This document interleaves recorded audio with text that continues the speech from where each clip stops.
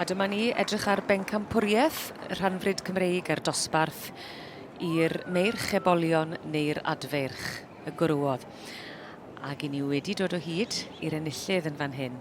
Llongyfarchiadau mawr iawn i Ceffylau Rhanfrid yn eiddo i Sandy Anderson, yn enw enwog iawn ym myd y ceffylau yn berchen ar Sioe Ceffylau Flwyddyn. Yndi, Sandy yn gwneud dipyn ac yn magu lot o geffylau ac yn cael llwyddiant yn radran A a radran B ac hefyd dyn ni'n gweld y Rhanfrid Cymreig.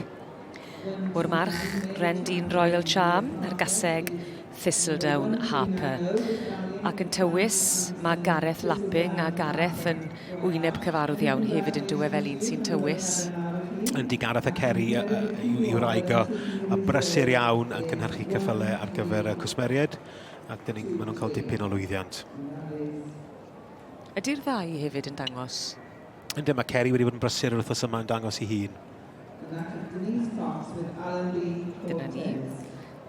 Yn beirniadu y gystadleuaeth yma o Ynys Môn.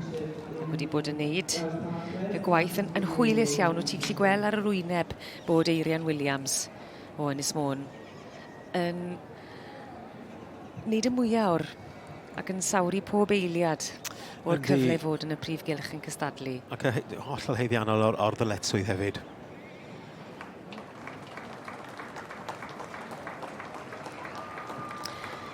Odi, mae ymateb ar curo dwylo o'r gynulleidfa yn y brif eisteddle yn gweud y cwbl yn cadarnhau mae Ceffylau Rhanfrid sydd yn mynd â hi yn bencampwr gwrywaidd y Rhanfrid Cymreig. Gareth Lapping yn dangos a llongyfarchiadau mawr iawn i'r perchennog Sandy Anderson.